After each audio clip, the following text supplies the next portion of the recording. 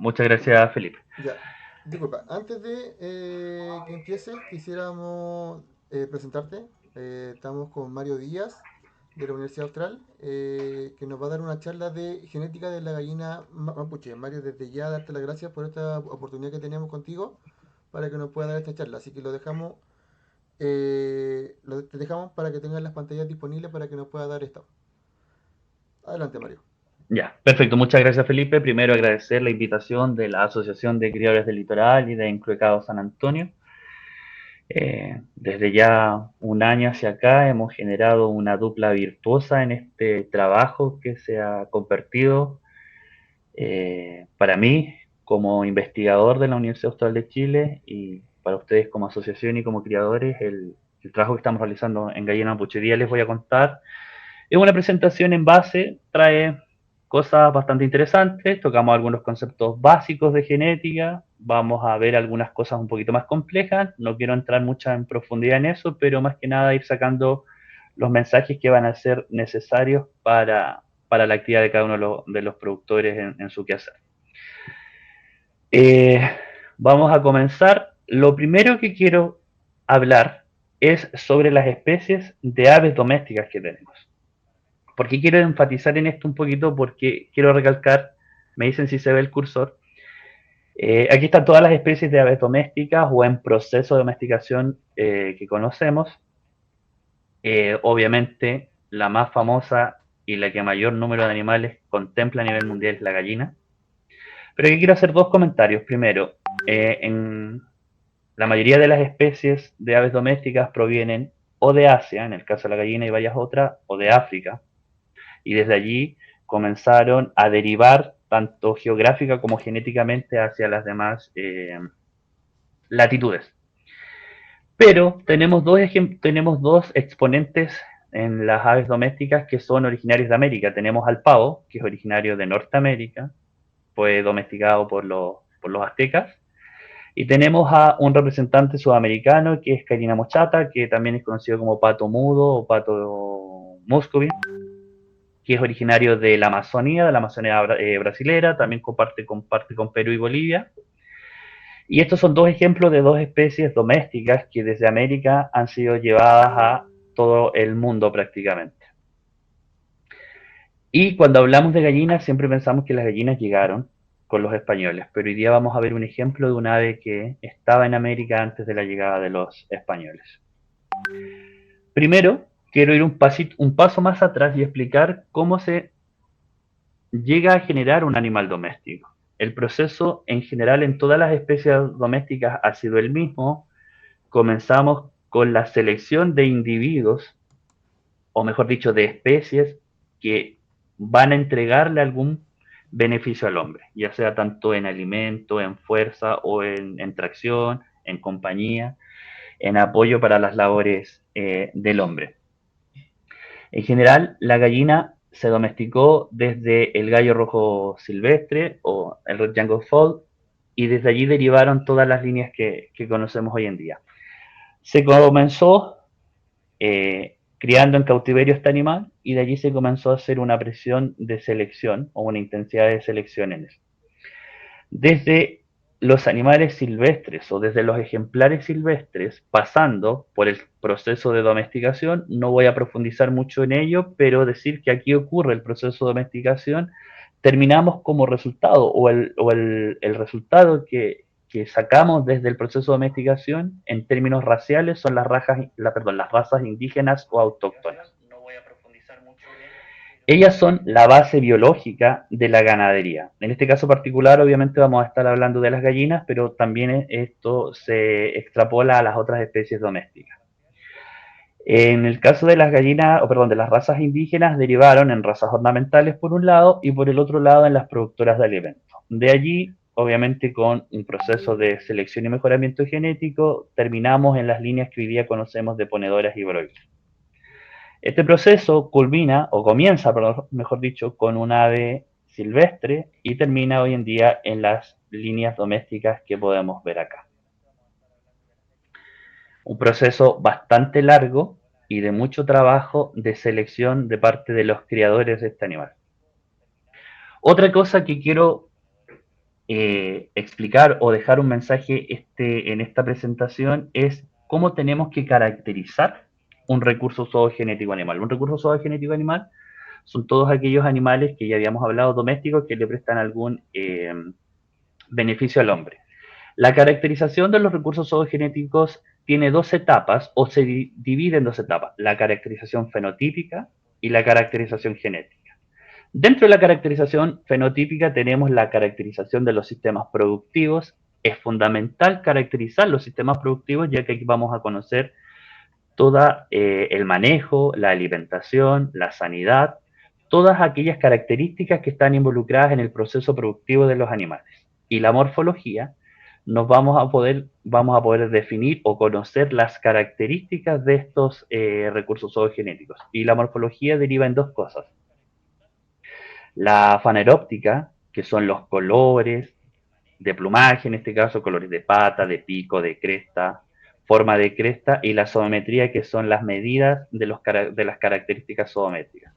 Largo de cola, ancho de cresta, ancho de pico, largo de tarsos, diámetro torácico, una serie de características zoométricas que nos permiten caracterizar y poder definir estos animales. Cuando tenemos la faneróptica y la zoometría, aquí nosotros derivamos o terminamos, finalizamos en lo que denominamos estándar racial. Eso es por la parte de la caracterización fenotípica. Cuando volvemos a la caracterización genética, esta la hacemos a través de qué cosa? De los marcadores moleculares, que pueden ser muy utilizados y muy recomendados por la FAO, que son los microsatélites, pero hoy en día ya estamos derivando al uso de SNP, que son los famosos nucleótidos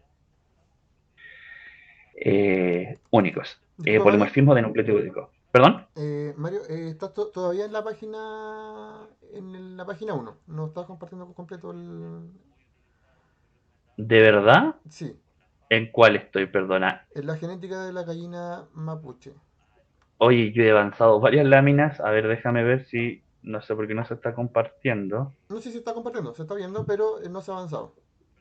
Por ejemplo, ahora, ¿cuál estás viendo? La primera, Sigue la primera porque yo estoy sí. cambiando y ya voy en varias adelante. A ver, déjame dejar de compartir y voy a volver a compartir.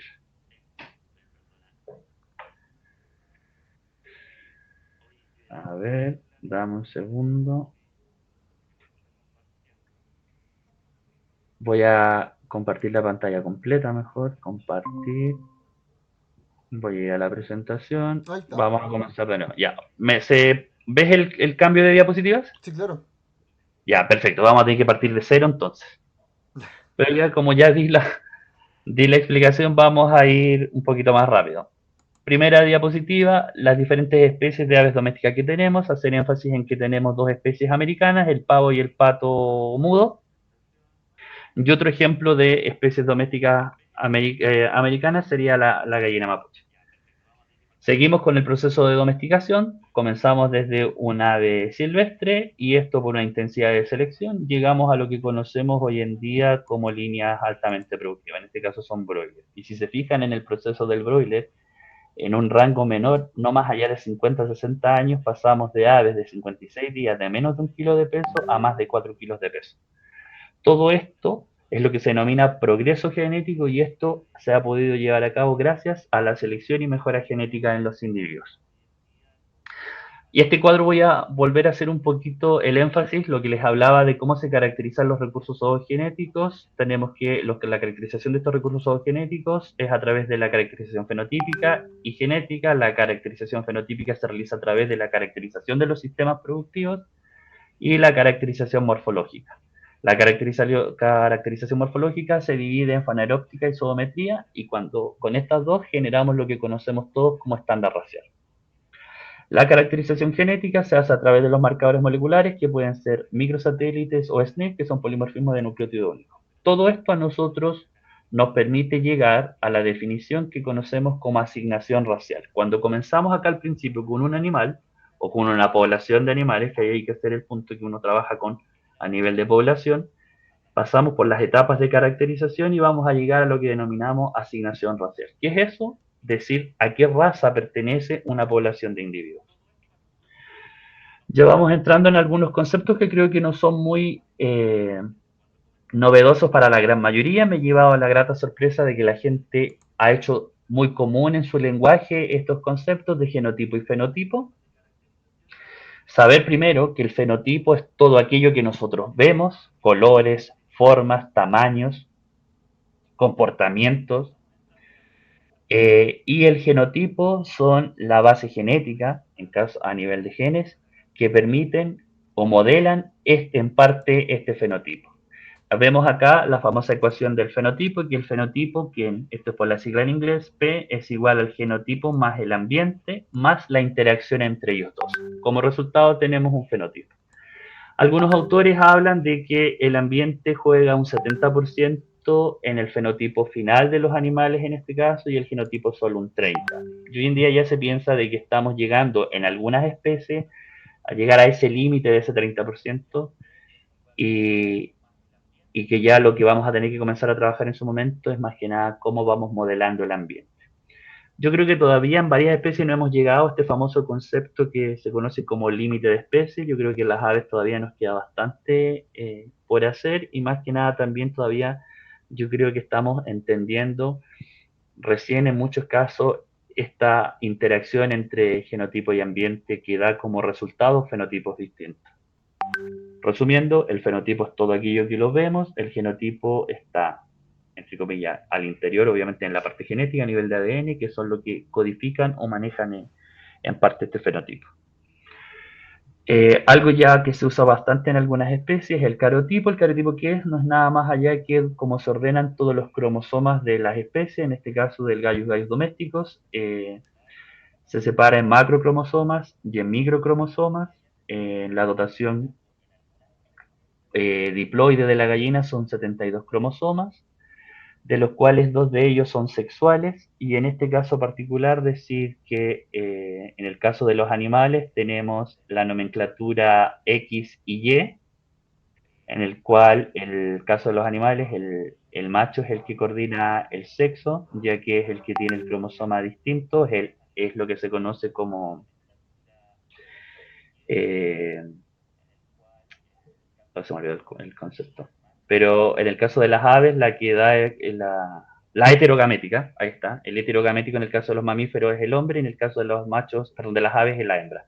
En este caso este es el cariotipo de una hembra ya que es ZW. Aquí quiero detenerme un poquito porque sobre todo cuando se hace la entrega de los informes de resultados de del genotipado de huevo azul, la gente, alguna todavía no conoce bien el concepto de homocigoto dominante, homocigoto recesivo y heterocigoto. En este caso tenemos, como es una especie diploide, tenemos dos cromosomas homólogos, uno lo heredamos del linaje materno o de la madre y el otro lo heredamos desde el padre.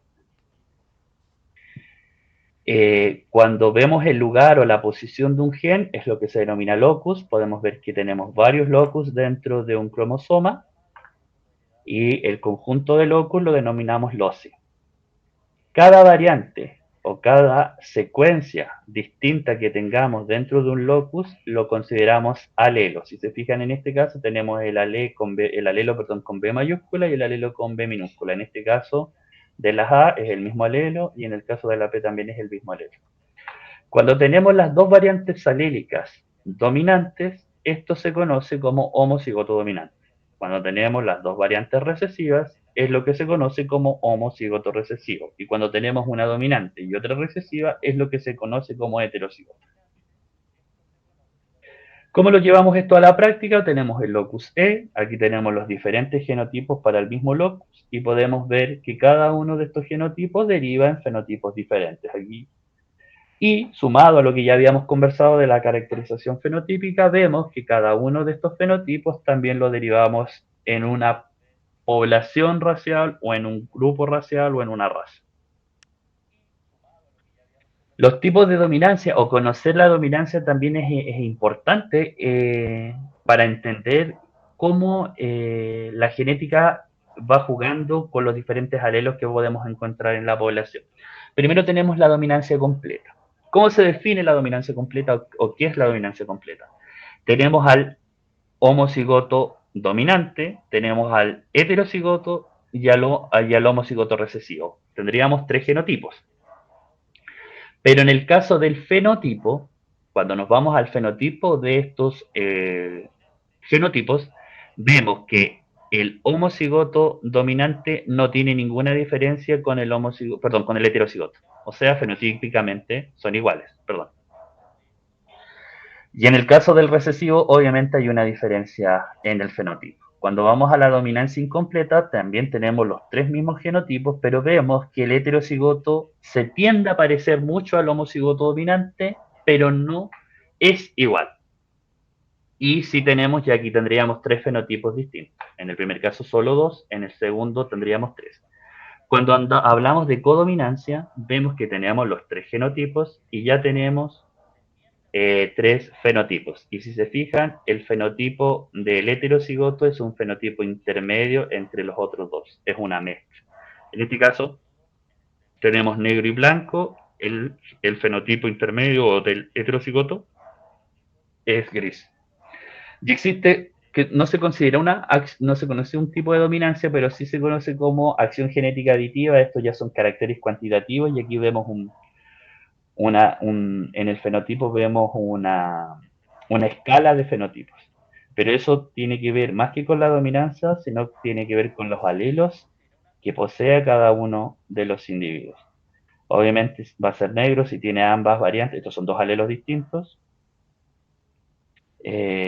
o tiene ambos alelos va a ser más oscuro, si tiene solo uno y ahí dependiendo del que posea va a dar el fenotipo. Eso es interesante siempre poder describir o mostrar los tipos de dominancia de los genotipos o de los alelos en este caso, viendo cómo resultan en diferentes fenotipos. Ahora vamos a entrar de lleno a la gallina mapuche. Creo que a muchos no les voy a decir muchas cosas nuevas, pero siempre es bueno dar un marco mínimo en el cual podemos conversar. Esta gallina fue dada a conocer por este señor en 1929, que es Salvador Castelló. Y cuando hablamos de gallina mapuche ya sabemos que tenemos tres subtipos, tres variantes, que es la coyunca, la quieto y la coyunca de aretes. Sabemos que son caracteres muy claros y distintivos. Una es la ausencia de cola, o creo que paso muy rápido, la ausencia de cola, la presencia de aretes y la coyunca de aretes, que procede es el resultado del cruzamiento de, los otros de las otras dos variedades, y esta es la que se conoce internacionalmente como gallina araucana. La característica más distintiva de esta gallina, sin duda, es la coloración del huevo. Acá hablar de que la coyunca tiene un fenotipo que se conoce en inglés como ramples. En español algunos autores hablan de la coyunquez. Y esto es dado por un gen dominante RP, que lo mostramos ahí, y obviamente es un defecto en el patrón caudal controlado por este gen y se pierde. ¿Qué pasa? Acá tenemos esta imagen.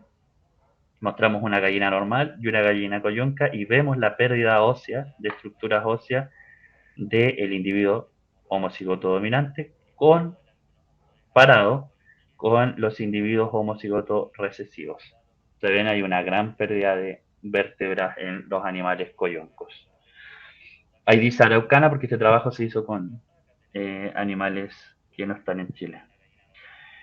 Siempre les gusta bastante los cruzamientos, no tan solo a los productores, sino que también a los estudiantes en genética. Y aquí ya hablamos de las famosas leyes mendelianas. Gregorio Mendel fue un señor que hace muchos años trabajó con arvejas en un monasterio y descubrió en ese momento lo que hoy día conocemos como las leyes de Mendel, y así él fue proclamado como el padre de la genética, y vemos los descubrimientos que él hizo a nivel de vegetales que también se podían llevar o se cumplían en los animales. En este caso hay un cruzamiento de dos coyoncas, en este caso son las dos homocigotas dominantes, y obviamente aquí vamos a ver que el 100% de la población de los individuos que nazcan van a ser coyoncos.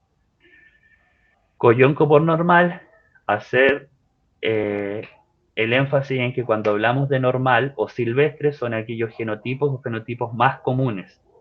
Nada tiene que ver con esto de anormalidad, solamente se dice que un fenotipo o un genotipo normal es aquel que es más común dentro de la población. En este caso es la presencia de cola. Lo mismo todos los individuos, si cruzamos estos, un macho y una hembra, la mayoría, el 100% de los individuos van a ser coyoncos, o aquí serían heterocigotos todos, el 100%, Y esto, bueno, aquí entraría lo que se conocen algunos como media cola. Bueno, ahí habría que entrar a conversar. A lo mejor lo podemos dejar como espacio dentro de la conversación.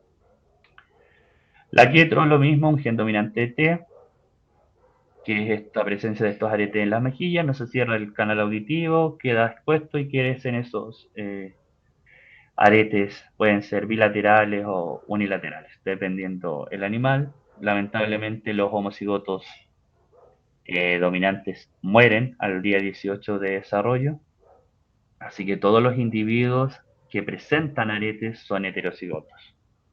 Aquí va a volver atrás.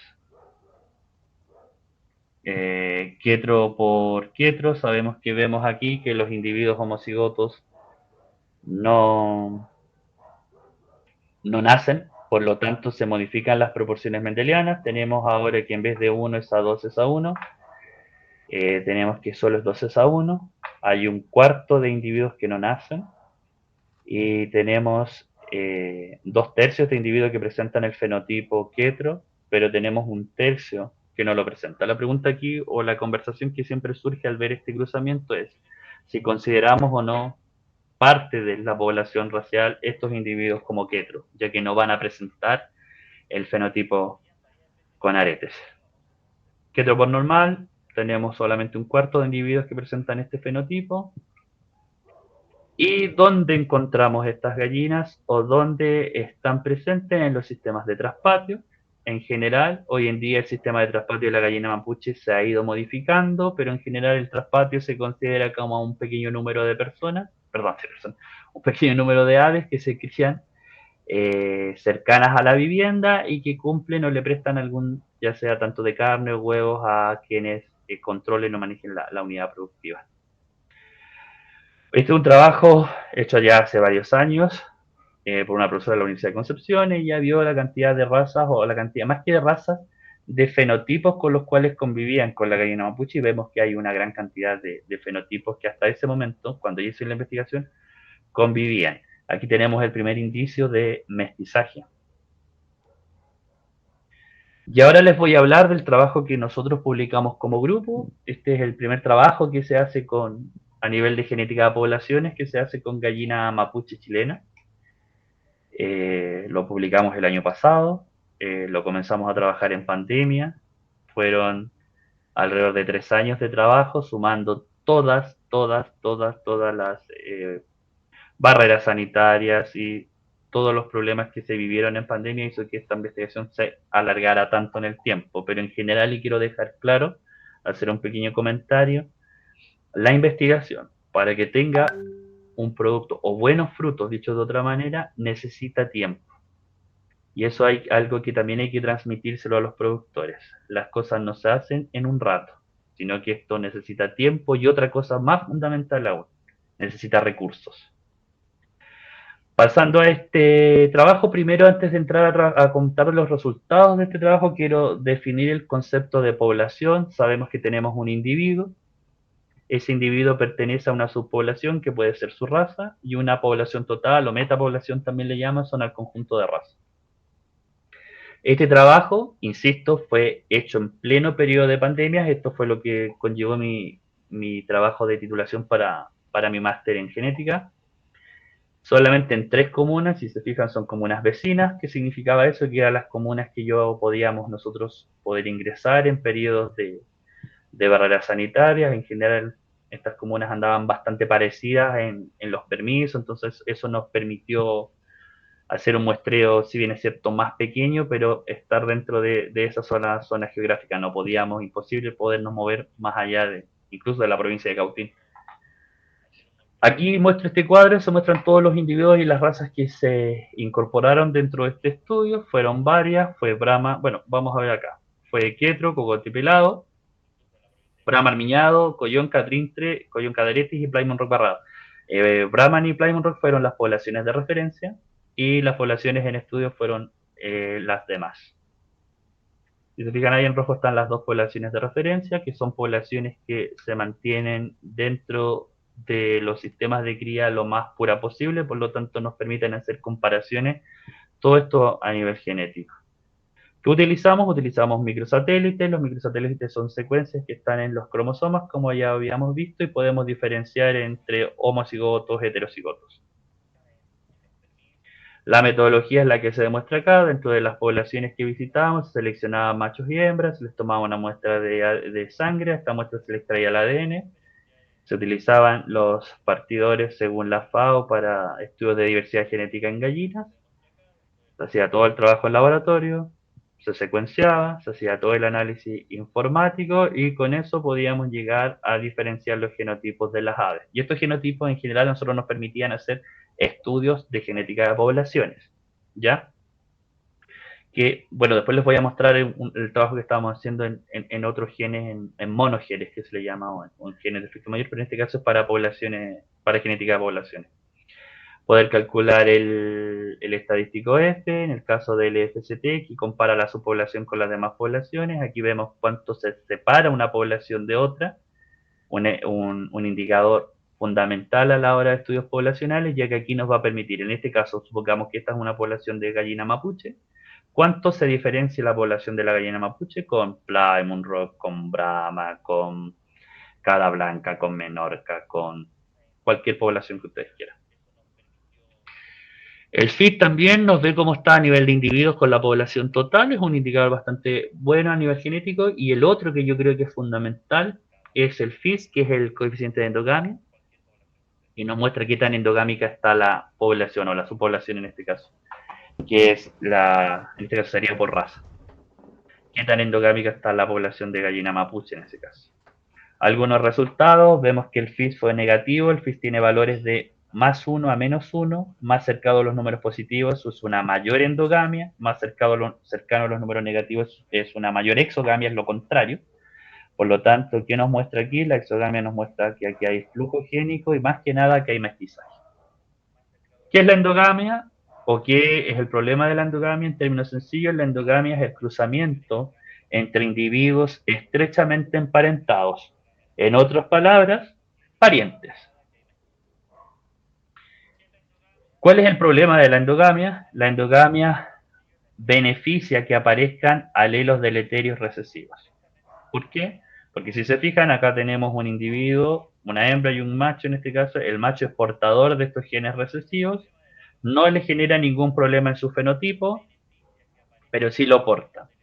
En este cruzamiento tenemos un resultado, tenemos individuos que son portadores que tampoco le genera ningún problema en su fenotipo o en su desarrollo, pero cuando cruzamos a dos portadores y obtenemos individuos recesivos, vamos a ver todas las patologías o complicaciones que este gen o estos alelos conllevan. Y eso es la endogamia, cruzamiento entre individuos estrechamente emparentados. ¿Y cuál es lo contrario? La exogamia, traer, esto es lo que la gente en el campo dice, el ingreso de sangre, traer sangre foránea. Es eso, traer individuos que sepamos que no vayan a poseer estos alelos recesivos, o por lo menos traigan otras variantes alélicas, lo que va a permitir a lo mejor tener, obviamente, portadores, pero ya no vamos a tener individuos homocigotos recesivos que van a expresar en ese caso todas las deficiencias.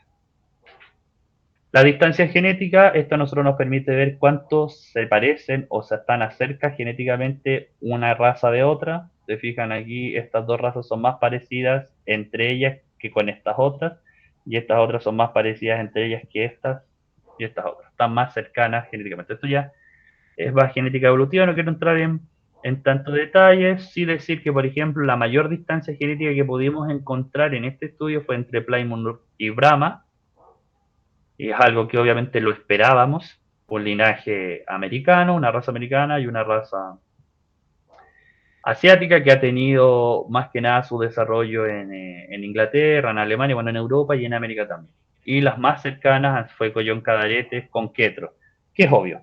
Esto no es novedoso, ¿por qué? Porque la Coyonca de Aretes proviene del cruzamiento de la Quetro con la Coyonca.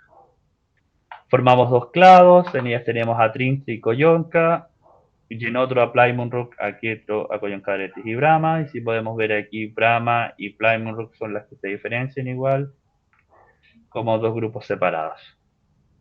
Es importante a la hora de que trabajamos o vemos la reducción de las poblaciones, y fue esto lo que pasó en Chile, con la gallina mapuche, bueno, no sé si el profe alcalde estará por ahí o él siempre ha contado que cuando él comenzó a hacer ni siquiera rescate, él comenzaron a ver si es que todavía existían de estos individuos en Chile, se dieron cuenta que la población de individuos de la raza mapuche o del grupo de gallinas mapuches había disminuido muchísimo. Esto es lo que en genética conocemos como un cuello de botella. ¿Qué significa esto? ¿Cómo se explica?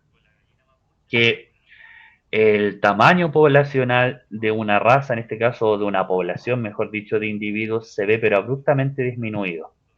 Y aquí suceden dos cosas. Aquí se produce el cuello de botella. Aquí tiene dos caminos una población: extinguirse o recuperarse.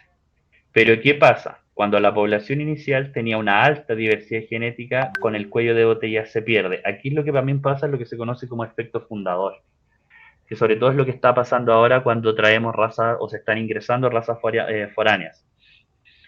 Y es más que nada, acá se ve cómo sucede el cuello de botella: población original, población sobreviviente, es un número reducido de individuos que sobreviven y son los que van a dar origen a la nueva población.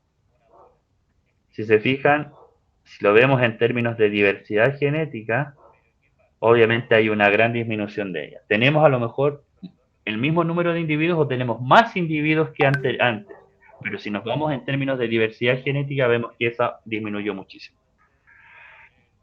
No quiero entrar en tanto detalle aquí con los resultados de los cuellos de botella, pero sí decir que varias poblaciones sufrieron, según los métodos estadísticos, modelos estadísticos que utilizamos, en cierto punto un cuello de botella. Si se fijan, estaría Brahma, que no es raro, ya que fue un número limitado de individuos los que tienen que haber entrado en algún momento a Chile, y ellos dieron origen hasta ese momento, lo que se denominaba como Brahma chileno. Hoy en día sabemos que han ingresado Brahma desde otras latitudes y se han ido haciendo cruzamientos. Esto es lo mismo, muestra exactamente lo mismo, y quiero que ahora nos detengamos en estructura genética. Si bien es cierto, no quiero que caigamos tanto en las definiciones semánticas, sino que me interesa más que aquí se entiendan los conceptos. La estructura genética, que vamos a hablar de lo que se conoce como núcleos genéticos por raza, o lo que también se define en genética como poblaciones de referencia. ¿Y qué son? Ustedes no están alejados de ella. ¿Qué es una población de referencia? Es una población de individuos pertenecientes a un linaje o a un tronco genético que se mantienen en reproducción aislada. O sea, ¿qué es lo que sucede aquí? Que solamente se reproducen o se aparean individuos del mismo linaje o de la misma raza. Entonces mantenemos, si bien es cierto, con una diversidad genética bastante reducida, pero mantenemos lo que se conoce más comúnmente como pureza racial. Lo que no sucede es que hayan cruzamientos de individuos de diferentes razas. Si se fijan, eso no sucede. Y cuando vemos un análisis de estructura, esto es una forma de graficar la estructura genética, más que nada para que ustedes lo entiendan. Cuando vemos esto, vamos a ver que cada población o que cada raza no comparte genética, o dicho de otra manera, cuando se hace un análisis de estructura genética, si los marcadores que se utilizan son distintos para cada raza. Y eso es lo que uno esperaría ver en cualquier unidad productiva que se dedique a criar razas. Pero lo que nosotros fuimos viendo, lo que hemos ido viendo en los sistemas de traspatio en Chile, vemos que, si bien es cierto, existen dos tipos de cosas. Existen lo que se denomina raza criolla, que es una mezcla de muchas razas o de muchos fenotipos y genotipos distintos, donde ingresan uno o dos o un grupo pequeño de otra raza y se mantienen todos juntos. No hay un aislamiento reproductivo. Por lo tanto, todos tienen la posibilidad de reproducirse entre ellos. ¿Qué va a pasar aquí? No se limita la reproducción. ¿Qué pasa aquí?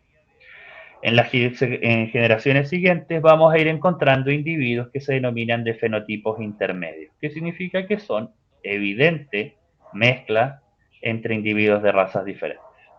Y ahí vamos viendo el mestizaje y cómo va surgiendo dentro de un sistema de traspatio. Arriba tenemos la imagen anterior y si nos vamos fijando, acá tenemos los individuos de cada raza puros, pero vamos viendo el resultado de las cruzas y van saliendo estos individuos que comparten constitución genética, comparten, o más que nada en términos bien sencillos, es mestizaje. Se determinaron la estructura genética en la gallina, en las poblaciones de gallina mapuche, lo que yo hice en mi tesis de magíster, y nos dice que el número más probable de grupos en los que se define o se diferencian estas razas son tres. ¿Y cómo están compuestos? Brahma por un lado y Plymouth Rock forman grupos independientes, aquí tendríamos uno y dos, pero Coyonca, Quetro, Coyonca de Arete, Strinci, Cogote Pelado generan un solo grupo que a nivel genético no tienen una mayor diferenciación. ¿Por qué razón? Porque en muchos lados, aquí voy a ir con los ejemplos que voy a ir, va a ser un poco más extremo, pero en muchos lados todavía se mantienen, por ejemplo, coyoncas con plumas en las patas, trintres con aretes, o sea, perdón, coyunca de aretes con trintre y eh, este es un coyonco cogote pelado.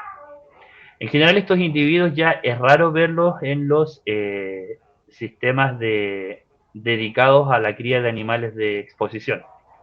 Es por esa razón que en mi tesis de doctorado, desde el magíster al doctorado, tomamos la decisión tomé la decisión de restringir el muestreo a solo aquellos productores que cumplan con al menos dos cosas. Participar en exposiciones, ya que para participar en exposiciones necesitan cumplir con un mínimo de crianza, que es mantener a los grupos raciales por separado para no generar mestizaje, o pertenezcan a alguna asociación. Y obviamente dentro de las asociaciones lo que enseñan o solicitan es que los animales sean lo más puro posible. ¿Para qué? Para poder concursar en en las diferentes exposiciones. Y aquí hay otro argumento no menor a la hora de hablar de mestizaje. Hace muchos años, el 53 y el 63, el profesor Otmar Wilhelm, perdón, bien digo, realizó un experimento. Él recopiló aves de diferentes partes, desde Concepción al sur. Se preocupó que pusieran huevo verde a su lado, las separó en dos grupos, fue la segunda fase. El grupo A que era de tipo mediterráneo, el grupo B que era de tipo cárnico, las cruzó con el tipo mediterráneo con un gallo menorca y Plymouth, y definió las descendencias. Aquí hay un ejemplo claro y descrito de el mestizaje que fueron sufriendo las poblaciones autóctonas de Chile. Hoy en día es muy común, no se quiere ver mucho el famoso acervo genético ancestral que algunos denominan, pero este tipo de prácticas fue en un retroceso genético desde el punto de vista de la conservación bastante grande. Y ahora vamos a pasar creo que al tema que a todos más les interesa cuando hablamos de gallina mapuche, que es la coloración del huevo azul. Ahí en la imagen vemos, creo, los 1, 2, 3, los 4 fenotipos de huevo. ¿Pero qué lo produce? Tenemos una inserción de este virus, que es el sarcoma aviar, se localiza cerca del gen SLCO1B3 en el cromosoma 1 de las aves. Y esta inserción, ¿dónde se pone? Se pone en la región promotora de este gen. ¿Y este gen de qué está encargado? De poner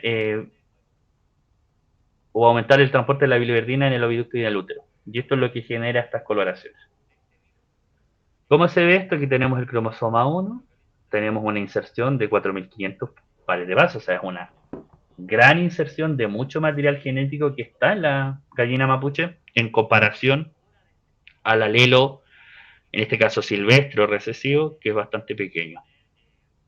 Y aquí está el Ocean, que este es el famoso locus Ocean que mucha gente conoce, y tenemos la variante dominante y la variante, en este caso, recesiva.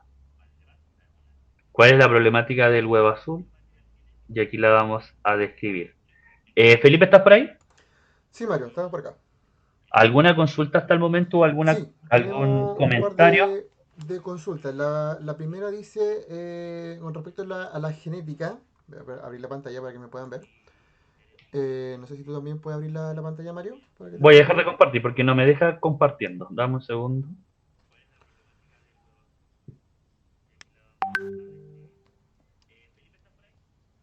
Ya, Aquí estoy. perfecto. Respecto a la incubación artificial, ¿cómo afecta esto a la Ya. genética de la ave respecto a los estímulos que ésta no entrega? Desde el punto de vista de la incubación natural, haciendo esa comparación. Exacto, porque si bien la persona comenta que por el ambiente genéticamente se van cambiando los genes respecto a lo ambiental, respecto a a la incubación artificial, ¿tiene algún cambio respecto a eso en los genes de las aves? Ya quiero dejar en claro algo. El fenotipo modela la expresión de los genes, pero no cambia genes. Ya, eso, o sea, perdón, el ambiente. El ambiente en el fenotipo moldea la expresión de los genes, pero no cambia los genes. Por ejemplo, voy a dar un ejemplo súper claro. Algo que es del fenotipo es la alimentación. Si yo tengo un animal de una raza de mucho peso, pero yo la alimento deficientemente, no va a expresar el genotipo que, para el cual fue seleccionado, en este caso para carne. Vamos a tener un animal mucho más liviano. ¿Por qué? Porque en ese caso el ambiente, que es la alimentación, está modelando la expresión de los genes. Y en este caso, si es un animal cárnico, los genes van a fomentar un mayor peso en el animal. Eso quiero dejarlo claro.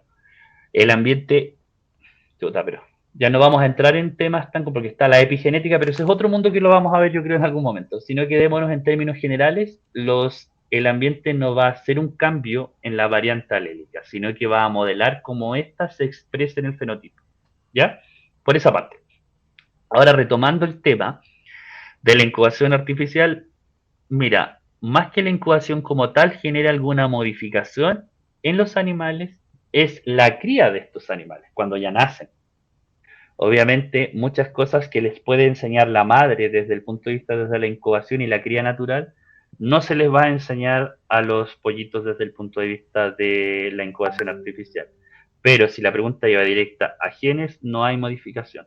Y eso que quiero que quede claro, y qué bueno que está siendo grabado esto, porque si no se entendió, el ambiente solamente modela o regula, dicho de otra manera, la expresión de los genes en el fenotipo, pero no hace cambio de genes. Perfecto. Hay otra consulta que dice en relación al gen Ocean, ¿qué tan puro se considera un gallo o una gallina portador de este gen? Por aquí, a ver, espérate, que ahí, ya a lo mejor eso fue lo que me faltó hacer al principio, lo puedo decir ahora, nosotros tenemos que entender que el gen Ocean es un gen dentro de 30.000 genes o 20.000 genes que tiene la gallina. Entonces, aquí, dile que a qué se refiere con pureza, o sea, cuál es lo que él está viendo como pureza, o ella, no sé quién es, La pregunta la hizo Coyonca Raimapu. ¿ya? Y también hace otra consulta, quizá tenga que ver con esto. Dice, respecto al gen Ocean siempre se define como gen dominante, pero si vemos en la práctica la cruza de un ejemplar puro en el gen con un individuo no portador del gen, de huevo café, el resultado no son huevos azules, sino huevos verdes. ¿Se podría decir que el gen Ocean es un gen de dominancia intermedia? Ya, hay varias cosas. Primero aclarar, cuando alguien es homocigoto, se tiende a hablar de, en términos generales, homocigosis como pureza, pero cuando hacemos la indicación de un gen en específico, no es correcto usar pureza, sino que usar homocigoto, porque recuerda que pueden haber gallinas no mapuches que sean homocigotas para OCE. Partamos aclarando eso.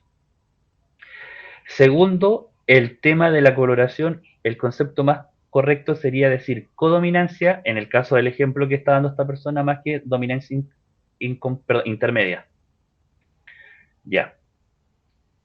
Ahí depende mucho de la base en la que se esté dejando el pigmento, si es blanco o es café o es rosada. Ahí viene otro tema, no lo voy a tocar ahora, pero lo vamos a conversar. De hecho, estamos formulando un proyecto para definir eso dentro de los parámetros más metodológicos.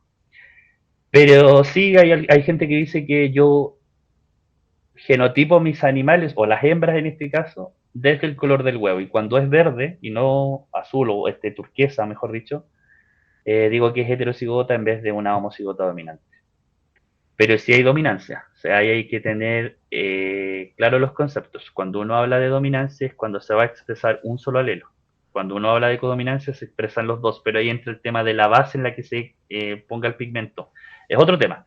No lo vamos a tocar hoy día, pero lo podemos conversar. Perfecto. Eso, no sé si hay otra más. Por el momento no. Ya. Pero también, volver para, antes de retomar, el tema de cuidado cuando usemos el concepto de pureza. Si bien es cierto, algunos dicen homocigosis, sinónimo de pureza, en este caso particular, cuando los caracteres son dominantes, hay que tener cuidado, y son monogénicos, ¿qué quiere decir eso? Que es un solo gen, el que determina este carácter, son muy fáciles de transmitir a la descendencia. Por lo tanto, yo puedo ver desde el fenotipo, ver individuos que puedo creer que son puros, pero no lo son. Así que ahí hay que tener un... Pero eso ya más semántica, así que no da mucho. Si no hay nada más, retomamos. Sí, por favor. Ya, dame un segundo que me tengo que volver a... eh, toda la pantalla. Ya, ¿me dice si está en modo presentación? Sí, estamos en modo Ya. presentación. Bueno, ahora vamos a ir a el tema del huevo o la problemática del huevo azul. En este caso particular, podemos ver que tenemos una hembra, en este caso, y para poder genotiparla, no es correcto decir eso, pero para poder ver su genotipo desde el fenotipo, tenemos que solo esperar a que rompa en postura. Yo creo que esto no es nuevo para muchos de los que nos están escuchando. Si pone huevo azul, sabemos que a lo menos, o verde, a lo menos, tiene un alelo dominante. En este caso puede ser o heterocigota o homocigota dominante. Y en el caso que ponga café, sabemos obviamente al tiro que es recesiva. Pero el problema aquí, o la gran complicación en este caso particular, es el macho. El macho, ¿cómo podemos saber? Ya que aquí hay que dejar algo súper claro, la producción de huevos, como la producción de leche en el caso de los bovinos, en el caso de los mamíferos, pero lo vemos mucho más común en las vacas lecheras, es un fenotipo exclusivo de las hembras. ¿Qué quiere decir? Que solo lo van a expresar las hembras. Pero el genotipo, tenemos que tener claro, como vimos en las láminas al principio, el 50% es otorgado por el macho o por la línea paterna. ¿Cómo podemos ver o saber de un macho si es homocigoto o heterocigoto? En el caso del huevosan tenemos que hacer una evaluación de su descendencia, ver cuántas va a tener tanto machos como, perdón, hembras como machos de descendientes. En el caso de las hembras hay que esperar a que rompan postura, pero en el caso de los machos se convierte o se vuelve en un bucle infinito de pruebas. Esto genera un costo altísimo y una, una necesidad de infraestructura y a nivel de costos de poder generar esto, porque esto es más o menos lo que hacía, nosotros vamos a publicar pronto este trabajo, así que van a estar disponibles toda esta información para el público. La gente tomaba un macho o se toma un macho que se quiere testear y se cruza con una línea o una raza de gallinas que sabemos inmediatamente que es homocigota recesiva para el Ocean. Obviamente todos los huevos van a ser café, ¿por qué? Porque esto es fenotipo de ella, de esta gallina, de la madre en este caso. Nacen los pollitos a los 21 días, aquí soy bastante comprensivo, pongo 21 semanas pensando más o menos que hereden el ciclo de postura de la línea de postura, comienzan a romper en postura y vamos viendo. En el primer caso, si son todas de huevo verde o celeste, decimos que el macho es homocigoto, dominante. Así. En el caso del segundo caso, si es heterocigoto, vamos a tener un 50 y 50 de individuos, tanto hembras que pongan huevo azul como las que no. En este caso, solamente el testeo se hace en base a las hijas de este gallo. Y en el caso que sean todas café, vamos a saber que el macho es homocigoto recesivo. Cuando hablamos de esto, cuando llegamos hasta acá, vemos que tenemos que tener infraestructura, alimentación y una serie eh, de insumos necesarios para hacer este análisis, lo que genera un costo muy grande para el genotipado. Por esa razón, nosotros desarrollamos una tecnología, creo que ya, no sé si a cuántos de los que nos estén escuchando ya le hemos enviado los resultados de este análisis. El foco principal para muchos es el macho, ya que las hembras, como habíamos hablado, no es difícil determinar su genotipo desde el fenotipo. Y les quería mostrar acá, bueno, esto es Aquí ya llevo un total, perdón, les apunto a la pantalla si ustedes no me ven. Acá llevo un total de 97 individuos, estos datos ya tienen un rato, este número ha crecido bastante más, nuestra tecnología, y si se fijan, todos estos son gallina mapuche, y si se fijan tenemos machos dominantes, heterocigotos, pero si se fijan bien, tenemos un número no menor de machos pertenecientes a la gallina mapuche o esta de homocigotos recesivos, que no Mario, deja de ser disculpa, menor un 13% dentro de la analizada. tenemos un problema con el audio tuyo, baja y sube. No sé si será algún cable, alguna conexión. Dime, No, era que teníamos problemas con el audio, que bajaba y subía el audio. No sé si lo puedes repetir, por favor, nuevamente lo de ya, ¿desde dónde? desde la tabla que estábamos ahora último, Ah, ya, perfecto. por favor. Sí, no hay problema. Tú me avisas, Felipe, porque yo juro que vamos súper bien. Así que, Yo te aviso cualquier cosa. bueno, ya, gracias. Perdón, no estamos a presentación. Si se fijan, bueno, generamos esta tecnología. Me faltaron algunas cosas que decir, así que qué bueno que volvimos atrás. Esta es una tecnología diseñada por nosotros. Ya no existe. Está en un proceso de y de ¿No está registro. compartiendo pantalla, Mario? Así que estamos bastante como grupo por haber hecho este aporte. Individuos ya los llevábamos hace un rato, bueno, este número ya ha aumentado, un total de 97, pero ahora son bastante más. Y hemos ido viendo dentro todos los individuos de la gallina mapuche, de las tres variantes, Coyonca, Quetro y Coyonca de Aretes. Si se fijan, tenemos un 21% de machos homocigoto dominantes. Yo creo que la Mario, gente que... disculpa, Perdón, no se está viendo la pantalla. ¿de verdad? No Qué está raro. compartiendo pantalla. Ya, ven, estoy muy distraído hoy día. ¿Me avisa si se ve ahora? Ahora sí, Ya, ¿estamos en presentación? sí, perfecto. Ya, ¿vuelvo atrás o sigo, voy a seguir acá nomás? Yo creo que el otro ya se escuchó. El genotipado sí, para que vean Ya. los números. Más que nada, estamos viendo los números y decirles que tenemos un número importante de individuos, de machos en este caso, que es como les mostraba en las láminas anteriores, las diapos anteriores, es la problemática más grande. Pero si se fijan, igual no tenemos un número menor, el 13% de los individuos genotipados que son homocigotos recesivos. Y eso es preocupante. Y eso es lo que a nosotros nos tiene que decir que, bueno, aquí hablamos, este resultado da para muchas cosas. Primero, lo importante de realizar investigaciones en gallinas. Primero, fundamental. Lo segundo, que los productores participen de ellas, porque esta información es en directo beneficio de ustedes. Entonces, es imperante y necesario que se realicen estas colaboraciones, tanto productores, nosotros como grupo de investigación, como laboratorio, como instituto, como facultad y como universidad. Y si se fijan, tenemos en los machos un número alto de individuos homocigotos recesivos, que no es menor a un 13%. Y si se fijan en las hembras, tenemos homocigotas dominantes y heterocigotas. No hay homocigotas recesivas. ¿Se explican por qué? Porque lo habíamos hablado recién. Como es fácil evidenciar, la hembra que no pone huevo azul es eliminada o sacada de la unidad productiva. Por esa razón no tenemos. No tenemos individuos representantes o hembras que sean homocigotas recesivas. En este caso, saber esto es fundamental. Y obviamente, si cruzamos individuos machos heterocigotos con hembras heterocigotas, vamos a tener un porcentaje de individuos que van a ser homocigotos recesivos. Por eso lo fundamental que es genotipar estos individuos. Y por esa razón, tomar decisiones informadas y que esta información realmente sea verídica para los productores y que con esto ellos puedan tomar decisiones y seguir en este proceso más que de rescate o restauración de cría de gallina mapuche. Y obviamente los estándares exigen que sean ponedoras, las hembras en el caso que sean ponedoras de huevo verde azulado o azulado.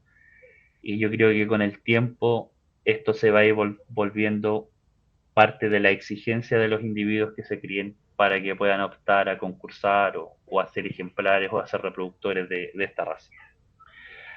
Y me voy a adelantar hoy día, pido disculpas a la asociación si es que me fui adelante, pero quiero mostrarles esto y decirles que ya está lista este afiche para la primera expo que vamos a tener. Esta la estamos haciendo en conjunto, el Instituto de Producción Animal al que yo pertenezco y la Asociación de Criadores del Litoral, en esta suerte de dupla virtuosa que hemos ido generando de trabajo en esto desde el año pasado a ahora. Han sido muy fundamentales. Voy a hablar en particular de todos los productores en general, pero en particular de la directiva de la asociación.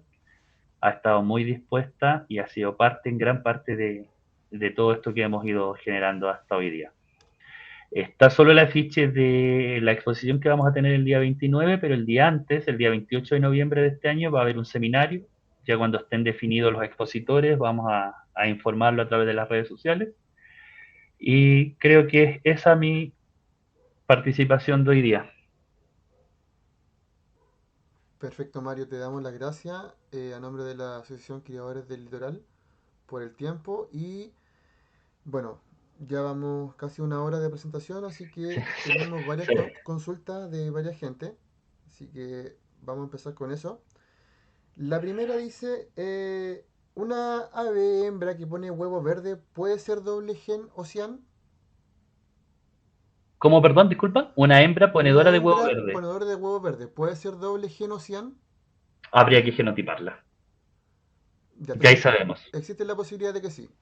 Sí, o sea, ahí sabemos. O sea, yo, si bien es cierto, hacer un pequeño comentario antes de continuar con las preguntas, y no quiero sesgar tanto la respuesta, pero creo que, o sea, no creo, estoy convencido que es lo correcto. Creo que hoy en día se centra a veces usarse demasiado énfasis en características morfológicas, asumiendo que estas características existen, pero debo decir sincero que para mí y para en general el consenso científico, lo que no podamos describir a nivel genético no tiene mayor relevancia que ser un dato puntual. ¿Qué quiero decir con esto?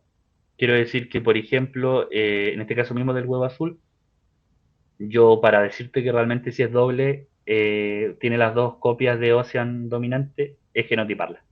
O sea, buscar una fórmula desde el fenotipo. En este caso yo no lo recomiendo. Yo recomiendo generar, y ya existen las herramientas, generar el genotipado. Entonces, ¿qué mejor saber si es homocigota o heterocigota? Perfecto.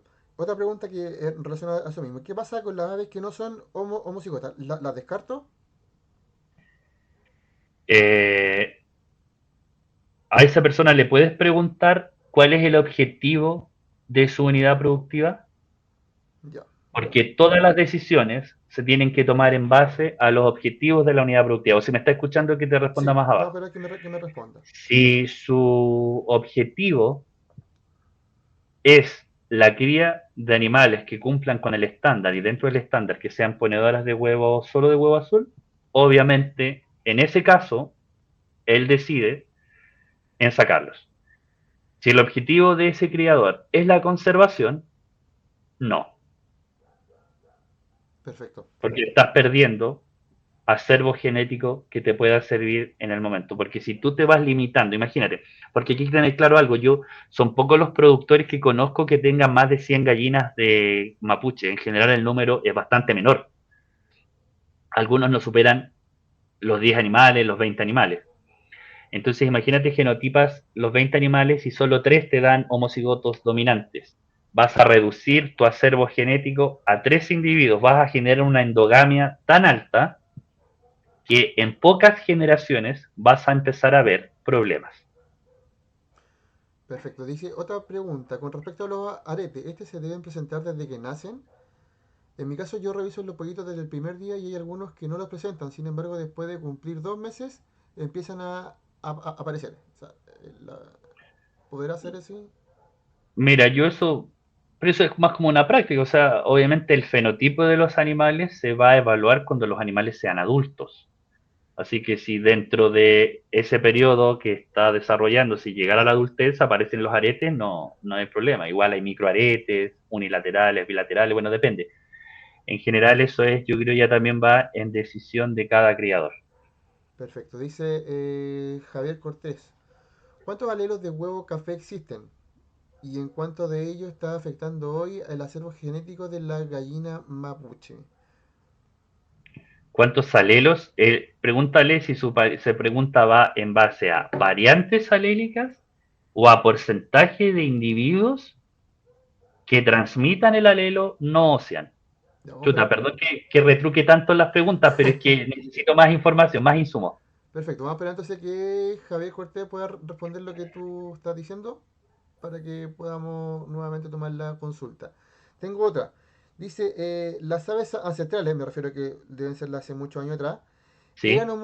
homocigotas en general? No lo sé, tendríamos que genotiparlas. Podemos presumir o podemos pensar que sí, pero si nosotros nos vamos al traspatio, que eso no es menor, por eso es importante también definirlo, en general en el traspatio de Latinoamérica, que he tenido la posibilidad de conocerlo, no hay un aislamiento reproductivo. Por lo tanto, la posibilidad de apareamiento de animales Ocean en este caso y no Ocean es la misma. Por lo tanto, vamos a tener siempre descendientes o vamos a tener una población resultante al final muy heterogénea, en este caso heterocigota. Entonces, yo creo que no es correcto arriesgarse, hablo desde el punto de vista mío y que estoy dentro del mundo científico, a decir sí, eran todas homocigotas. No, tendríamos que conocer la realidad de ese tiempo. Lamentablemente todavía no tenemos una maquinita del tiempo. Me encantaría poder Perfecto. viajar y tomar algo de esa genética ancestral. Ahí me contestó Javier Cortés, me dice variantes alélicas respecto al huevo café. Mira, variantes alílicas en general pueden existir. Yo no conozco realmente, pero he hecho un estudio detallado de las variantes alílicas en huevo café, o en huevo marrón, en huevo rosado, o en blanco, o en crema, dependiendo de los colores. Pero puede que sí. O sea, no voy a descartar eso porque yo, analizando otros genes de gallina, me he dado cuenta que uno cree que es una, pero hay ciertas variantes. Las diferencias son mínimas, pero cuando nos vamos al detalle de la secuencia, en este caso la secuencia de nucleótidos del ADN, encontramos algunas diferencias. Lo que aquí pasa, que esas diferencias o esas mutaciones, si las podemos llamar así, no hacen un cambio en el fenotipo. ¿Se entiende, no? Se mantiene el fenotipo igual, pero sí es una diferencia entre la secuencia de ADN. ¿Ya? No quiero hacer dar tanto la lata, pero ojalá se entienda desde ese punto. Sí, bueno, dice y argumenta diciendo que tipos de genes que aportan cáscara café y cuántos de estos están en la gallina mapuche. No sé si es lo que tú estabas preguntando. Claro. O sea, el screening tendría. Nosotros, de hecho, estas imágenes, nosotros vamos a sacar un artículo luego, tenemos una información que nos va a decir, también genotipamos varias razas no Ocean. Dentro de eso, algunas líneas de ponedoras, Brahma, Plymouth Rock, unas razas españolas que me puedo conseguir algunas muestras. Y ahí te estaré prontamente contando. Te dejo cordialmente invitado al seminario. Ahí voy a contar en específico lo que hemos descubierto de variantes alélicas en genes en el locus social. Perfecto. Todavía no está la información pública, pero cuando ya sea pública lo vamos a hacer masivo. Tengo a Jorge Roja que me dice, ¿podría explicar con más detalle la influencia del medio sobre las características fenotípicas con respecto a los estándares? Ya sea con respecto a los estándares, estamos hablando de hartos genes, o sea, del genoma completo, pero en general de los componentes del ambiente que más pueden modelar en animales de abasto los fenotipos es la alimentación. ¿Y cuál es la característica que más te pueden mover los diferentes tipos de alimentación? Es el peso de las aves. Y ustedes mejor que yo saben que el peso es un parámetro fundamental a la hora de los estándares. Segundo, es raro si, por ejemplo, si él se refiere que, no sé, una raza enana, si tú la sobrealimentas va a llegar al tamaño de un Brahma, no, porque obviamente ahí los genes mantienen el marco. Pero hay que entender que los genes dan un marco, a ver si esta explicación se hace más lógica, los genes dan un marco y cuanto yo me acerque a eso máximo o me aleje de eso máximo es lo que el ambiente regula. ¿Se entiende, no? El gen, por ejemplo, en estatura, a ver, ¿qué ejemplo puedo dar? En litros del chudo, no se me acuerdo. En gallinas por número de huevos.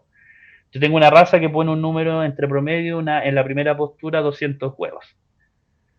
Alimentación, ambiente, yo la modifico, puedo estar entre menos de 200 si es que no doy las condiciones óptimas, o más de 200 si modifico un poco las condiciones, las hago más benéficas en este caso.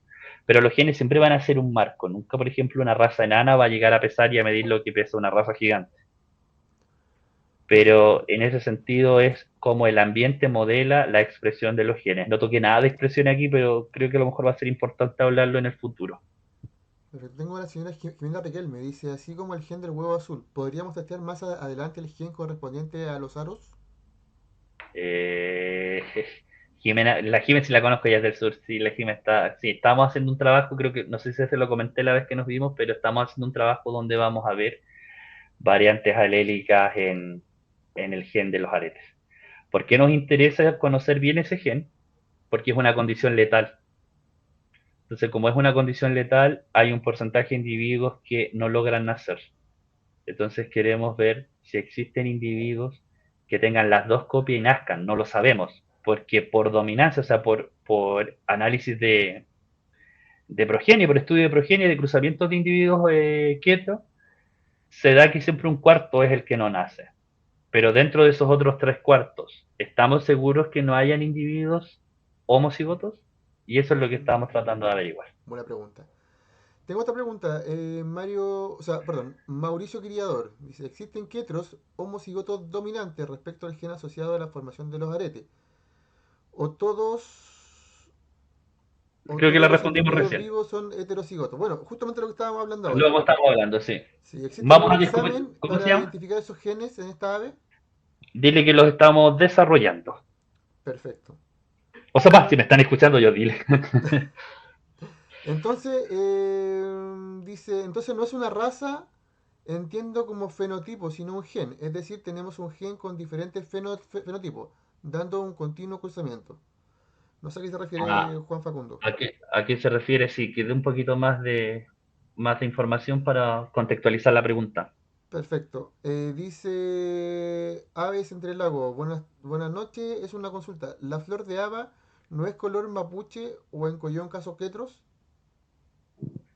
Según los estándares, hasta donde sé, no la aceptan. Pero yo, como les dije al principio, no, no sé, pues tengo muy dentro de mi formación y mi desarrollo en la conservación. Entonces, insisto, eliminar animales de una población por solo el color, yo creo que no es lo recomendable, porque vamos reduciendo demasiado el número poblacional. Y recuerden, ¿cuál es el propósito de las razas? Mantenerlas en el futuro, que existan, no se extingan. Recuerden el cuello de botella. Y las poblaciones mapuches ya sufrieron una disminución tremenda entre entre el siglo pasado prácticamente.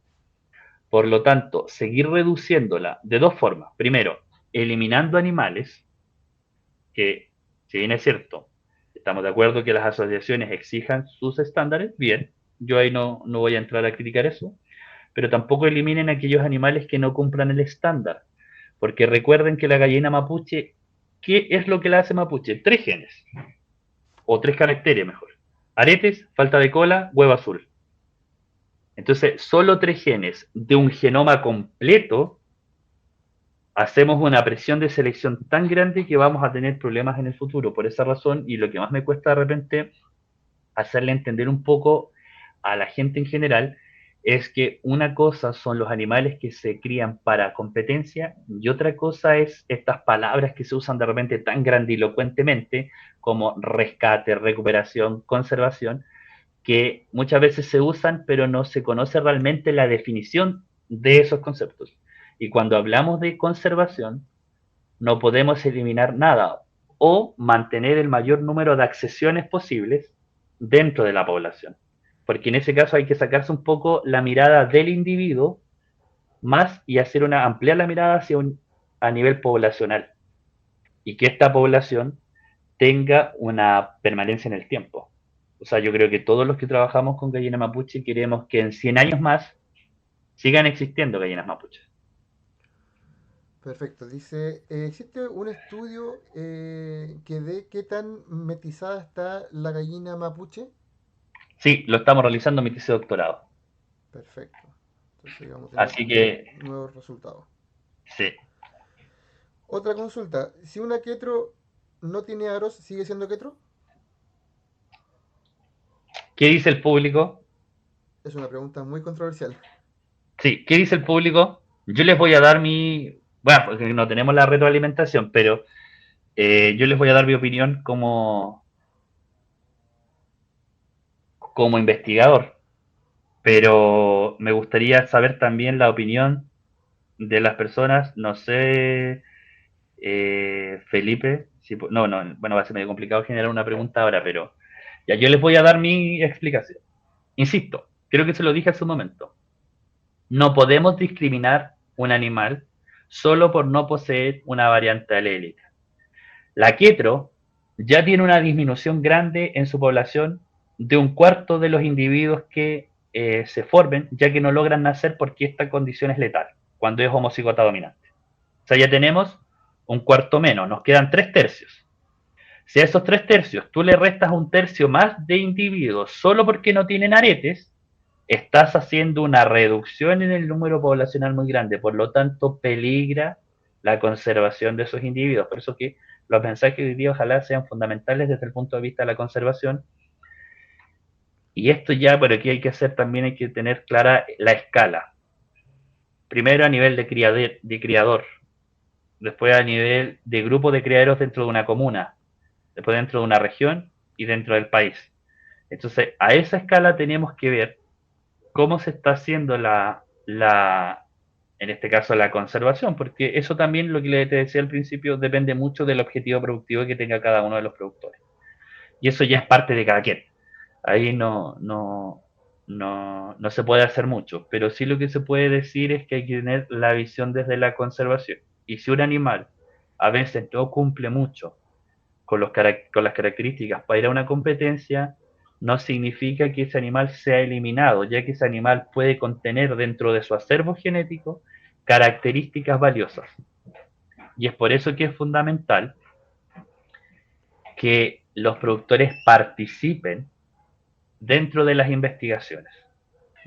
Bueno, nosotros lo dije al principio, con la asociación llevamos harto, desde el año pasado trabajando en conjunto, hartos productores ya participan, pero es necesario que mucha más gente participe para poder acercarnos más a la realidad genética de la gallina mapuche, porque no es correcto, ni es bueno desde el punto de vista de la raza analizar solo un par de individuos, dejando afuera la gran mayoría de individuos que existan y que puedan tener diferentes variantes alélicas, puedan tener un acervo genético que vaya a dar estabilidad a la población para el futuro. Perfecto. Tengo otra consulta de Rafael Centeno. ¿Se pueden enviar muestras a Chile de los gallos? Me imagino que debe ser fuera de Chile, Rafael. Eh, Perdón, espérate, no entendí. Que enviar gallos o sea, muestras No, como no entendí, disculpa. enviar muestras a Chile de los gallos. Dile que me contacten por interno y veamos qué se puede hacer. O Perfecto. sea, que dile si me están escuchando. Yo creo que Pero es sí. que lo que pasa, lo que yo creo ahí, tenemos primero que ver todo el tema el tema con el SAC de ingresos, y ahí conversamos si es que algo se puede hacer. Pero con respecto a lo que había hablado en la presentación, que no lo dije acá, pero hemos estado haciendo a hartos productores de Chile este genotipado. En general estábamos solamente circunscritos a aves dentro del territorio. Que paso el dato, por favor, creadores desde el Biobío hacia el sur, que no hayan conversado conmigo, que no hayan participado ya de esta, por favor que me contacten. Existe a través de los mismos de las mismas redes sociales de los chiquillos de la asociación o de Gallina Mapuche Chile. Esa es una cuenta que creamos nosotros como grupo. Y me contacten tanto criadores de gallina mapuche como de razas ornamentales. Si es que les interesa, por favor, contáctenme.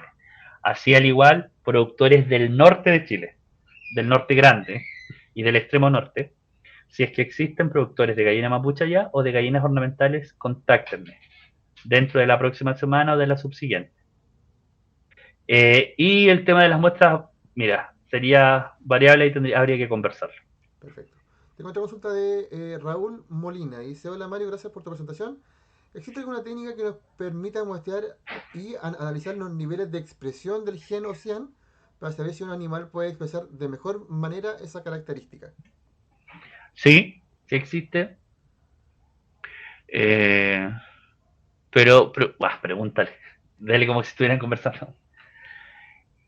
En este caso, nosotros lo hacemos a nivel genético, si está o no está. A nivel de expresión, sí se puede hacer. O sea, se puede hacer un análisis de expresión sin ningún problema. Nosotros hemos trabajado en expresión en otras especies, en otros caracteres, o sea, no en caracteres, sino que en algunos genes de tolerancia al calor. Bueno, eso es otro tema. Pero desde el punto de vista de hacer la selección según los niveles de expresión, sería un tema interesante poder tocar eh, y de conversarlo. Sí, yo creo que sí. O sea, ¿existe una técnica para medir niveles de expresión? Sí. Es el QPCR, la PCR cuantitativa, con RT-QPCR. Y, y a nivel desde el punto de vista de la selección, a nivel de niveles de expresión, se le podría dar una vuelta. O sea, no me voy a cerrar a decir no, pero podríamos darle una vuelta. Perfecto, tengo otra consulta. Dice, de acuerdo a una lógica evolutiva, pensando si realmente existió la gallina de mapuche antes de la llegada de los españoles, ¿se podría decir qué tipo de cresta habría tenido o cuál debería tener? Ya, interesante pregunta. Y creo que la cresta, no quise entrar a morfología porque creo que la cresta es un tema bastante controversial en el tema de gallina mapuche. Pero mira, la persona que preguntó, eh, ¿cómo definimos la cresta? O sea, ¿cuántos individuos vamos a poder analizar de los que estuvieron pre-Colón, o más que pre-Colón, pre-Valdivia, presentes en Chile? Porque si encontramos una sola muestra, imagínate que es solo esa muestra sea una cresta simple gigante. ¿Vamos a decir que la gallina mapuche tenía cresta simple gigante? Desde el punto de vista estadístico, ¿es lógico para ti? Pero no está la... O sea, si es que él pueda cuestionarse eso también, desde el Claro, punto de vista no, estadístico. pero Segundo, dejémosle la segundo, consulta y... pero imagínate, si tienes acceso a tres o cuatro individuos son la representación de una población, aquí viene otra cosa. Podríamos determinar dominancia. Y a veces se comete el error de creer que porque un carácter es dominante era el que estaba presente en toda la población. Pero insisto, no hay que olvidar que este era un traspatio. Recuerden el traspatio de esos años, pre-Colón. Era mucho más rudimentario de ahora. La gallina mapuche, si bien es cierto, es un animal doméstico, era un animal con hábitos silvestres.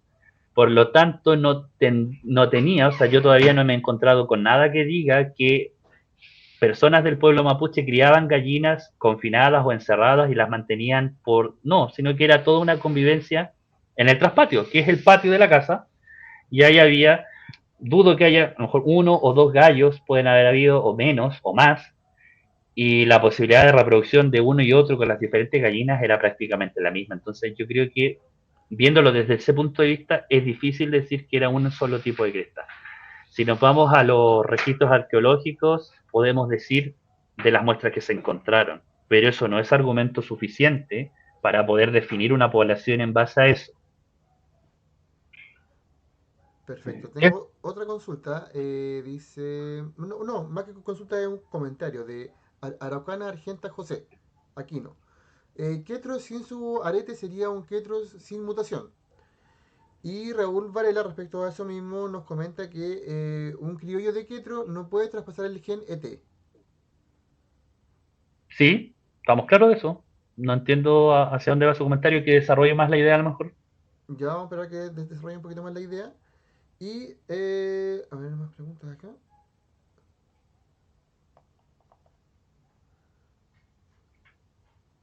Tengo otra pregunta. Dice, Rodrigo Muñoz. Hola, ¿cada cuántas generaciones debemos trabajar las características para dejarlas fijas en nuestras aves? Por ejemplo, el color del huevo o el color de patas. Bueno, depende ahí la dominancia del carácter. Si el carácter es dominante y es monogénico, en la primera generación vas a tener a todos los individuos con ese carácter. Ahora, si quieres generar homocigotos, ya ahí tienes que ir haciendo cruzamientos. Pero para eso, como no puedes diferenciar el macho, bueno, en el caso de las patas no es tan así, pero en el caso del huevo tienes que saber el genotipo del macho. Si no vas a estar teniendo un 50% de ceguera, o sea, no vas a estar sabiendo lo que tienes ahí. Perfecto. Aquí otra Pero ahí, consulta que dice, ¿cuántos años dura una recuperación genética de un ave? oh, depende, los españoles han hecho maravillas con algunas razas, pero porque ya estaban, o más que, es que lo que pasa es que yo creo que aquí hay que entender, creo que lo dije al principio, lo que es una raza antigua, una raza autóctona, una raza primitiva. En general, bueno, no quise entrar mucho en el tema de domesticación, pero lo podríamos hablar un día, que es un tema que a mí me gusta. La etnología zootécnica es lo que yo trabajo, así que por eso no me quiero, no, ahí me paran si me explayo mucho, pero hay que entender que cómo finaliza una raza primitiva. Si nos vamos, en general, razas primitivas estamos hablando antes de que comenzaran a generarse los estándares, ¿ya? Las razas primitivas eran el resultado de la dominancia de los alelos que estaban dentro de un área eh, delimitada.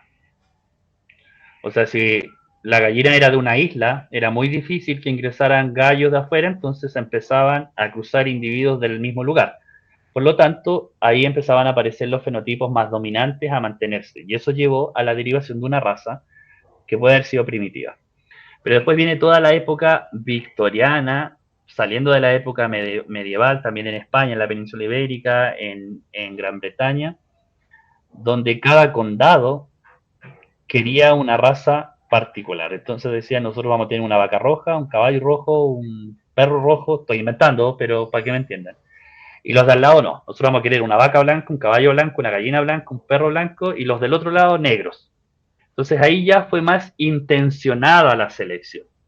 En el caso de la gallina mapuche, nunca yo creo que hubo una intención de selección. ¿Por qué se mantuvieron estos caracteres en el tiempo? Por lo menos dos razones. Dominancia y por gusto de los criadores. De siempre a lo menos permanecer con algún individuo de ellos. Perfecto. Hay otra consulta que dice, ¿existen muestras genéticas de las aves prehispánicas? ¿Perdón? ¿Existen muestras genéticas de las aves prehispánicas? Sí, hay algunas muestras arqueológicas. Se han hecho algunos trabajos, pero difícil acceder a ellas. Ya. Raúl Varela dice que es solamente para reforzar la idea de que no es una pérdida de genes sacar a un criollo que no aporta el gen ET. ¿Cómo? A ver, no entiendo. Si está sacando un 99,9% del genoma, ¿no es una pérdida de genes? Qué raro. Tenemos otra consulta que dice, la orejilla, ¿qué color debe tener al gallo? Tengo uno con orejilla blanca y el otro con orejilla roja. ¿Cuál debo dejar como reproductor? Ambos son collón con nacido de huevo azul. Esa es una respuesta que se la tiene que dar. Si quiere cumplir un estándar, tiene que fijarse en la exigencia del estándar. Perfecto. Eh, por el momento no tenemos más consultas, Mario. No sé si quiera comentar algo más aprovechando el tiempo. Ya son las No, 7:30. No sé si quieres comentar algo. no, o sea, la idea era si alguien más quiere preguntar, pero si no, podemos dejar hasta aquí la sesión. Invitados Perfecto. a la expo y al seminario, por favor no se olviden. Y los productores, insisto, desde el Biobío hacia el sur y Ah, desde La Serena hacia el norte, perfecto. por favor Disculpa, contáctenme. Criadores de gallina mapuche y criadores de gallinas de razas ornamentales. perfecto. Yo te quisiera hacer una consulta respecto Dime. a las muestras del genotipado. La primera consulta es, ¿estas muestras son privadas? O sea, ¿el público no va a tener acceso a saber que mis gallos son o no No, homocigotos? de ninguna manera. Esto es igual que un examen que se hacen ustedes en un laboratorio. Los resultados solo se le entregan al solicitante, a nadie más. bueno, se puede con una orden notarial, pero ¿para qué vamos a entrar en esa, sino que solamente a el solicitante, no se le entregan a nadie más y esa información queda ciega. Las muestras entran con un código que no se dice en ninguna parte quién es el dueño de ellas. O sea, nosotros las sabemos obviamente para después enviar el resultado, pero si alguien viera eso no tendría idea de quién pertenece, así que no se le entrega a nadie que no sea el solicitante.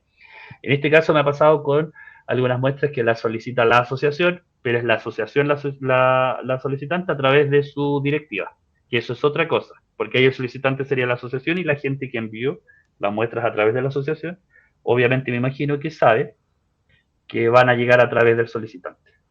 Perfecto. Otra consulta, si mi ave no está en los niveles del estándares solicitados para las aves, ¿puedo enviar la muestra igual? ¿Perdón? Si mi gallina no corresponde al estándar, pero yo sé que es coyonca, ¿puedo enviar una muestra igual? Para el genotipado de huevo azul me han llegado muestras me llegan muestras de una línea de ponedoras que quieren hacer con huevo azul, me han llegado de ameraucanas, de criollas. Insisto, el huevo azul no es algo restringido solo a la gallina mapuche, es parte de su estándar y es parte de lo que se quiere mantener dentro de esta población. Pero también existen en otras razas, así que, o en otras poblaciones, así que no es excluyente que no cumpla el estándar. Perfecto. ¿Cuál es el fin de yo enviar muestras? El fin, saber el genotipo de tus animales. No, no, pero ¿El qué? con respecto a ti, ¿cuál es el interés tuyo de obtener Ah, esa lo que pasa es muestra? que yo estoy dando el genotipado por responder una encuesta que es parte de mi trabajo de tesis doctoral. Así que estamos dando dos análisis gratuitos a quienes quieran, o sea, que estén dispuestos, obviamente, que quieran genotipar sus aves y que quieran responder esta encuesta. En general, creo que ahora el llamado lo voy a hacer, como les contaba, productores del Biobío hacia el sur, Aysén, si hay alguien de la región de Aysén o conocen a alguien de la región de Aysén, por favor que me contacte. Y desde La Serena hacia el norte, si es que hay criadores de gallina mapuche o de otras razas ornamentales, también que me contacten, ya que necesito conversar con ellos. Perfecto. ¿Alguna ¿Alguna? fecha para poder enviarte la muestra o para que se puedan contactar contigo? Sí, no voy a recibir más muestras, yo creo, durante estas semanas que vienen, ya que tengo que terminar un trabajo que es directamente mi tesis de doctorado. A lo mejor en julio posiblemente pueda volver a recibir.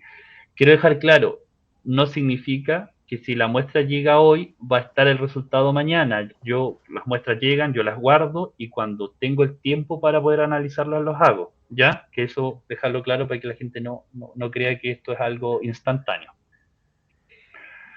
Perfecto. Otra consulta. En caso de que las personas no tengan acceso a poder contestar la encuesta, ¿cómo pueden hacerlo para poder enviarte las muestras? Que me contacten, creo que mi número lo tienen muchos. Y ahí vemos la posibilidad. Por último, yo los puedo llamar por teléfono para que me. De hecho, lo he hecho con algunas personas para que contesten la encuesta y si no, ahí vemos. También la podemos ver las formas, si es que están interesados. Lo que sí, la muestra tiene que ser enviada a el Instituto de Producción Animal, ¿ya? A nombre mío y yo ahí las recepciono. Ya, consulta también las personas, en caso de entregar esas dos muestras que son gratis, la tercera muestra o la cuarta muestra tiene, ¿qué costo tiene? Mira, lo que pasa es que yo creo que el servicio va a estar liberado pronto, pero no sé cuándo, ya que cuando es un servicio ya no es parte, no lo hago yo, va a tener que hacerlo un tercero, entonces eso se va a tener que definir. Así que hasta por el momento, y para no generar problemas, me voy a comprometer solamente con los análisis gratuitos. El análisis como servicio va a ser pronto, pero les voy a estar avisando entre las redes sociales, ¿ya? Porque ya el tema del servicio ya es algo fuera de mí, ya pasa por la parte administrativa del instituto, ya es algo que sale, me refiero del marco de lo que es mi tesis de doctorado. Perfecto. Bien, Mario, creo que ya hemos respondido casi la mayoría de las consultas que han hecho las personas. Nuevamente, darte las gracias por el tiempo y por la paciencia y por todo lo que hemos trabajado. Bueno, recordar a la gente que esta charla va a quedar grabada. Vamos a subir a las redes para que las puedan tener en caso de que no hayan podido verla. Y darte un tiempo a ti para que puedas dar la última palabra y dar término a esta charla. Así que desde ya de Criadores del Litoral y desde Encrucijada te damos las gracias por esta participación. Bueno, no, mira, solamente dar las gracias. Espero que los conceptos que hayamos conversado hoy día sean de utilidad. El mensaje que más quiero dejar es que la investigación en cualquier tipo o en cualquier unidad productiva o en cualquier sector productivo es fundamental. Créanme que va en directo beneficio de los mismos productores, así que quiero que no se sientan que cuando llega una institución a invitarlos a participar sea una negativa la respuesta. Yo creo que es beneficioso, lo veo yo desde el punto de vista obviamente también como productor, que se generen estas instancias y invitarlos a participar. Las puertas del Instituto de Producción Animal de la Facultad de Ciencias Agrarias y Alimentarias están abiertas para quien quiera ir a conversar con nosotros.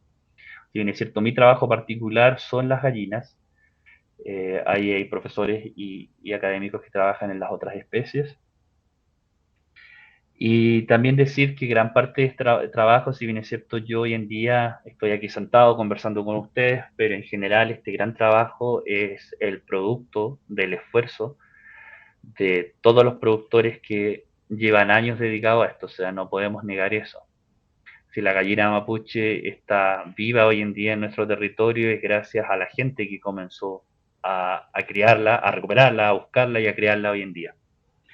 Así que también siempre hay que terminar con eso, que al final esto es parte de un trabajo de muchos años de los mismos productores. Es grato ver que cada día aparece más gente interesada en la avicultura, ya que dentro de la familia de la ganadería es la más pequeñita. Estoy hablando desde el punto de vista del traspatio, obviamente si nos vamos a la parte industrial es la más grande. Y es interesante que esto vaya creciendo, que ya las gallinas estén pasando en cierto punto también de ser un animal de abasto a cumplir otros roles en la sociedad que yo creo que hace 20 o 30 años no se esperaba. O sea, tener gallinas de mascota hoy en día es algo que yo creo que hace a pocos años atrás era inconcebible, pues la gallina era sinónimo de huevos solamente y de carne en el caso de la gallina.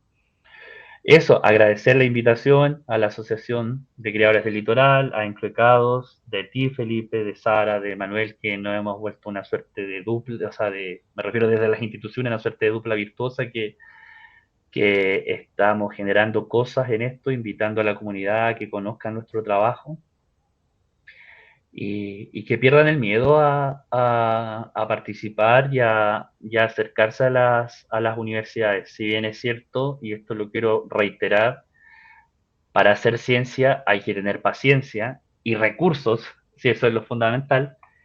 Si bien es cierto, se demoran las cosas, pero creo que cuando están los resultados y ya se hacen públicos, benefician no tan solo a nosotros los chilenos. Si ven ahí, delante hubo una persona preguntando desde otro país cómo podía acceder a estos servicios. No es la primera, ya gente me ha hablado de Argentina, también de México y de Perú por lo mismo. Entonces lo que está pasando hoy en Chile es algo muy interesante. Así que está siendo visto por el mundo y saludo a todos los que no sean chilenos, bueno, saludo a todos los chilenos que estén viendo esta presentación y a los que no sean chilenos, igual darles un cordial saludo. Espero reunirme con la red iberoamericana de recursos genéticos en octubre, la reunión va a ser en Colombia, así que ahí vamos a llevar algunos resultados que tenemos de esta investigación que hemos ido realizando, así que los vamos a ir exponiendo a la sociedad científica, que la sociedad científica está muy expectante a lo que estamos haciendo en Gallina Mapuche. Y eso, pues, agradecer el tiempo de todos, que se hayan conectado, que hayan participado. A lo mejor no fue tan interactiva en esta vez la conversación. Si bien es cierto, me recordé a los tiempos de pandemia, cuando uno tenía que hacer clases a través de una pantalla. Pero esperemos que nos podamos reunir en persona en algún momento y generar alguna retroalimentación, conversación. De hecho, no tan solo hay que hacer preguntas. Yo a veces creo que cuando uno sale o cuando uno hace una charla o una misma clase, a veces no hay preguntas, pero sí pueden haber comentarios. Yo creo que siempre la gente tiene algo que contar, siempre tiene algo que decir con respecto a los temas que se están tratando. Entonces, realmente no hay que solamente pensar que se tiene que preguntar algo, sino que también se puede hacer un comentario de ello. Eso, no me quiero alargar más. Agradezco a todos y nos veremos pronto. Perfecto, muchas gracias Mario. También muchas gracias a todas las personas que están conectadas. y a quienes preguntaron y participaron de esta actividad. Así que como asociación estamos muy agradecidos contigo y con todos los participantes y les deseamos una buena noche y que estén muy bien. Hasta luego. Igual, hasta luego, chao, chao.